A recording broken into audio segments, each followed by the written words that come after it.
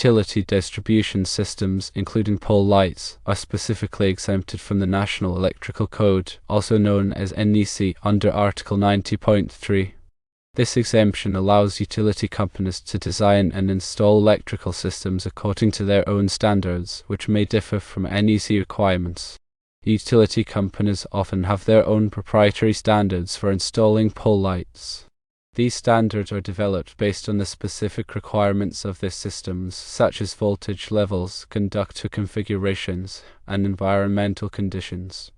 While not required to comply with NEC standards, utility companies are still held to a standard of prudence and due care. This means they must design and install pole lights in a manner that is safe and reliable. While the NEC does not directly apply to utility installations, it can provide guidance on best practices. Utility companies may use the NEC as a reference for certain aspects of their design and installation, such as grounding methods and circuit protection. Although utility installations are exempt from NEC requirements, they must still comply with safety regulations and industry standards. These regulations often incorporate safety principles similar to those found in the NEC. Installing a ground rod at the pole and bonding of the neutral and pole ground wire to the ground rod is a common practice used by utility companies. This provides a path for fault currents to reach the ground, ensuring safety for personnel and equipment. While non-power company subcontractors may not be directly required to meet NEC standards when installing pole lights, they are still held to a standard of safety and reliability. Utility companies have their own proprietary standards and often reference best practices from the NEC to ensure that pole lights are installed in a manner that is safe and efficient. When considering the NEC, it's important to understand its purpose and scope. The NEC is a comprehensive set of guidelines designed to ensure the safe installation of electrical wiring and equipment. It covers a wide range of electrical installations in residential, commercial, and industrial settings. However, as mentioned earlier, it specifically exempts utility installations. This exemption is based on the understanding that utility companies operate under their own set of regulations and standards, which are often tailored to the specific needs of their systems.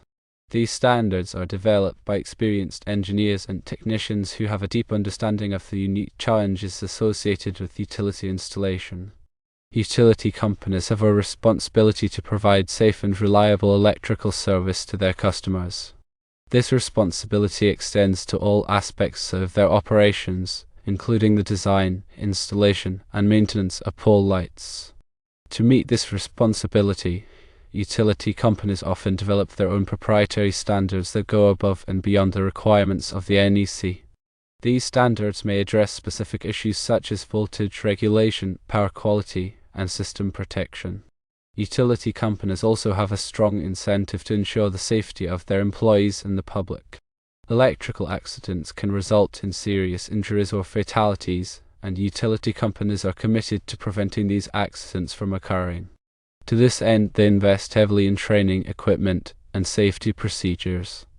When installing pole lights, utility companies typically follow a rigorous set of procedures to ensure that the installation is safe and reliable. These procedures may include conducting site surveys, developing detailed engineering drawings, and performing thorough inspections. Utility companies also use specialized equipment and tools to install pole lights. This equipment is designed to withstand the harsh conditions that are often encountered in outdoor environments. Some common practices include grounding and bonding, which are critical for ensuring the safety of electrical systems. Grounding provides a path for fault currents to flow back to the source, which helps to prevent electrical shock hazards. Bonding connects all of the metal parts of an electrical system together, which helps to equalize the voltage and reduce the risk of electrical shock. Utility companies often use ground rods, ground wires, and other grounding devices to ensure that their electrical systems are properly grounded. In the specific example, the installation of a ground rod at the pole and bonding of the neutral and pole ground wire to the ground rod is a common practice. This provides a low impedance path for fault currents to flow back to the source, which helps to protect personnel and equipment. It's also important to note that utility companies are subject to oversight by regulatory agencies. These agencies are responsible for ensuring that utility companies are operating safely and reliably. They may conduct inspections, issue fines, and take other enforcement actions if utility companies are found to be in violation of regulations. The NEC serves as a valuable resource for utility companies. While the NEC does not directly apply to utility installations, it can provide guidance and best practices. Utility companies may use the NEC as a reference for certain aspects of their design and installation, such as grounding methods, circuit protection, and wiring methods. By following the best practices outlined in the NEC, utility companies can ensure that their electrical systems are safe and reliable. The NEC is updated every 3 years to reflect the latest advancements in electrical technology. This ensures that the NEC remains relevant and up to date. Utility companies often participate in the NEC development process, providing input and expertise in the latest electrical technologies. This helps to ensure that the NEC is practical and useful for utility installations. In addition to the NEC, there are other industry standards that utility companies may follow.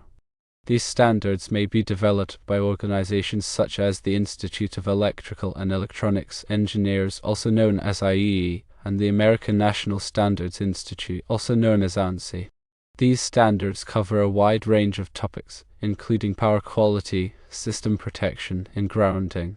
By following these industry standards, utility companies can ensure that their electrical systems are operating at peak performance. Understanding the roles of different parties involved in the electrical installation process is essential. This includes utility companies, subcontractors, and regulatory agencies. Each party has a responsibility to ensure that electrical installations are safe and reliable. Utility companies are responsible for designing, installing, and maintaining their electrical systems. Subcontractors are responsible for performing electrical work under the direction of utility companies. Regulatory agencies are responsible for overseeing the electrical industry and ensuring that utility companies are complying with regulations. The interaction between these parties is critical for ensuring the safety of electrical installations. Effective communication and collaboration are essential for preventing accidents and ensuring that electrical systems are operating properly.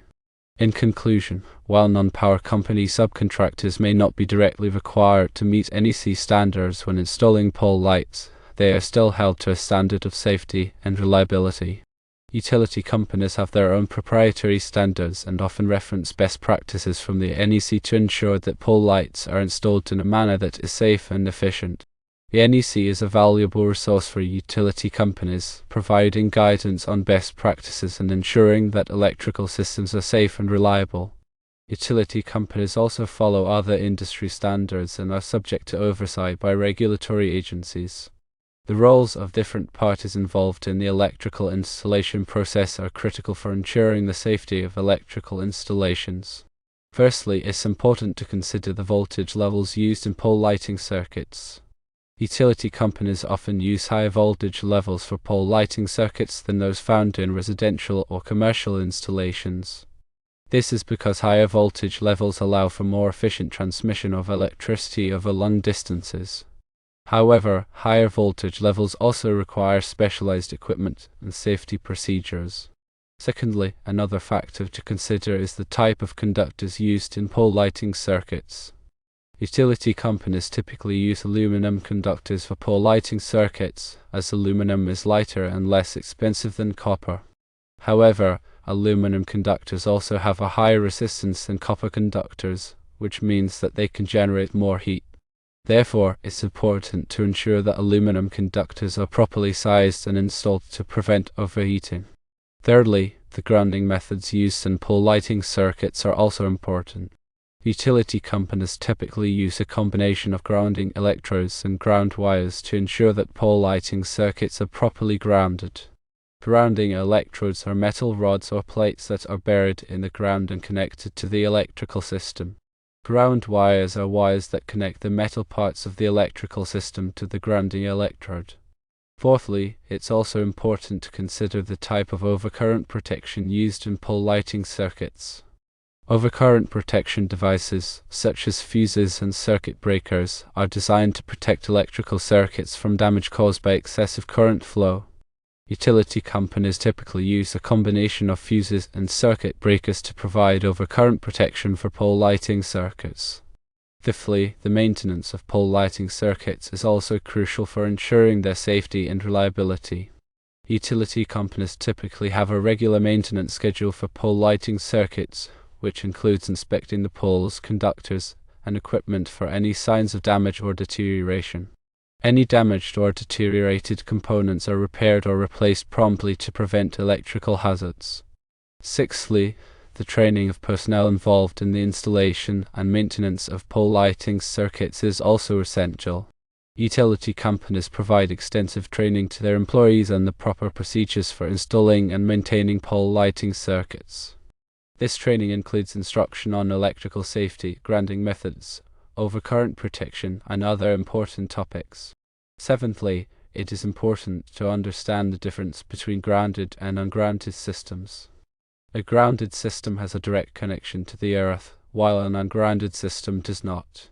Grounded systems are generally considered to be safer than ungrounded systems, as they provide a path for fault currents to flow back to the source. Eighthly, the concept of impedance is important to understand. Impedance is the total opposition to current flow in an alternating current circuit.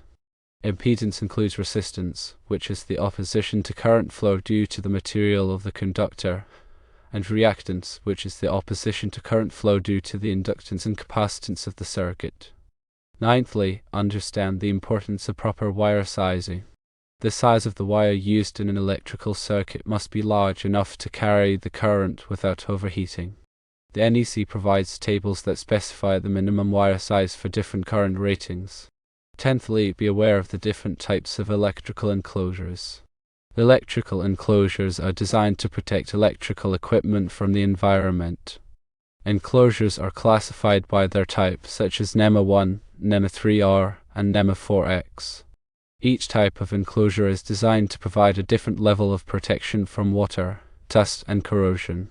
These factors contribute to the safety and reliability of utility-owned and operated lighting systems.